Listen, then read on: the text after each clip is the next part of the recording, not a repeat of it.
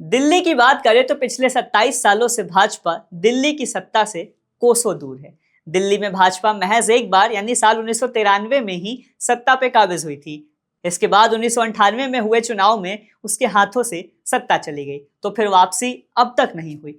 यूं तो इस बार के विधानसभा चुनाव में जीतने के लिए भाजपा पूरी तैयारी में लीन है, लेकिन यह सवाल उठता है कि आखिर दिल्ली का दिल भाजपा क्यों नहीं जीत पाती। पहले तो लगातार 15 साल तक शीला दीक्षित की अगुवाई में कांग्रेस के सामने भाजपा टिक न सकी। उसके बाद आम आदमी पार्टी की राजनीति में आने के बाद अरविंद केजरीवाल की चुनौती से भाजपा कभी पार नहीं पा सकी। अब की तन मन धन से दिल्ली विधानसभा चुनाव में वापसी की राह तलाशती हुई भाजपा क्या कमल खिला पाएगी या कांग्रेस या आम आदमी पार्टी की आंधी में फिर से उड़ जाएगी। आइए समझते हैं पूरा मामला। नमस्कार, आप देख रहे हैं द हिंदी टॉप। मैं हूं आपके साथ प्रत्युष रौनक। आगे बढ़ने से पहले आप द हिंदी टॉप को सब्सक्राइब करके बेल आइकन दबाना ना भूलें, ताकि आप तक पहुंचे हर खबर सबसे पहले। दिल्ली विधानसभा चुनाव 2025 में भाजपा हर हाल में यहां कमल खिलाना चाहती है। इसके लिए पूरी ताकत भी झोंकती दिखाई दे रही है भाजपा। इस बार भी भाजपा के लिए दिल्ली की सत्ता आसान राह नहीं है। मोदी शाह की जोड़ी 2014 लोकसभा चुनाव के बाद से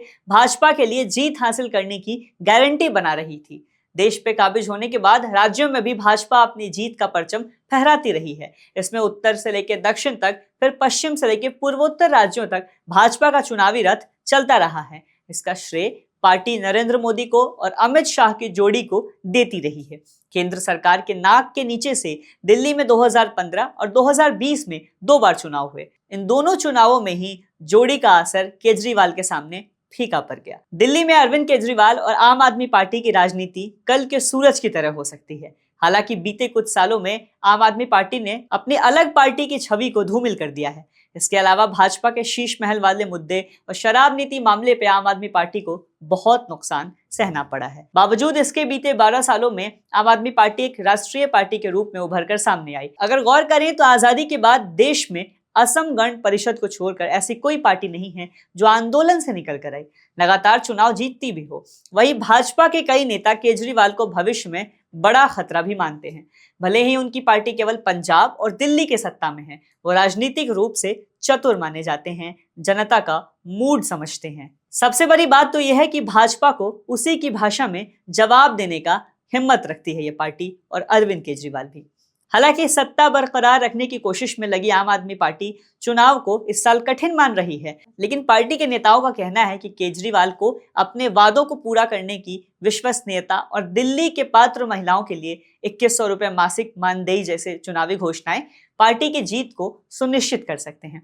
भाजपा केजरीवाल पर लगातार हमले भी कर रही है। उन पर भ्रष्टाचार का आरोप लगा और पिछले 10 सालों में दिल्ली में पीने की पानी, अच्छी सड़कें, बसें, शैक्षणिक सुविधाएं प्रदान करने में आम आदमी पार्टी के विफलताओं को भी लगातार गिनवा रही हैं।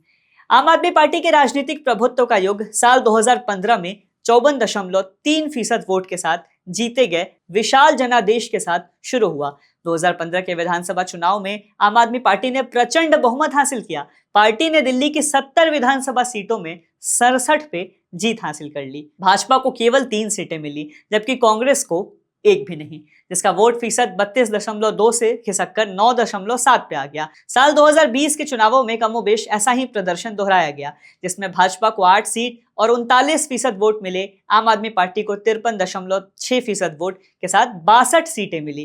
कांग्रेस फिर से कोई सीट जीतने में विफल रही, उसका वोट फीसद आधा होकर 4.3% रह गया। ऐसे में भले ही लड़ाई कठिन हो, लेकिन बावजूद इसके दिल्ली में इस बार भी केजरीवाल सेंध लगा सकते हैं और शायद इस बार भी भाजपा को संतोष ही करना पड़े। खैर, ये तस्वीर तो नतीजों के बाद ही साफ हो पाएगी। बताते चले कि दिल्ली में 70 विधानसभा सीटों पे 5 फरवरी को मतदान होने हैं और नतीजे 8 फरवरी को हमारे और आपके सामने होंगे। फिलहाल के लिए इस खबर में इतना ही। क्या है आपकी राय इस खबर पे, हमें कमेंट में बताएं। ऐसी और खबरों के लिए सब्सक्राइब करें द हिंदी टॉप। हमें एक्स यानी ट्विटर, फेसबुक और इंस्टाग्राम पर भी फॉलो करें।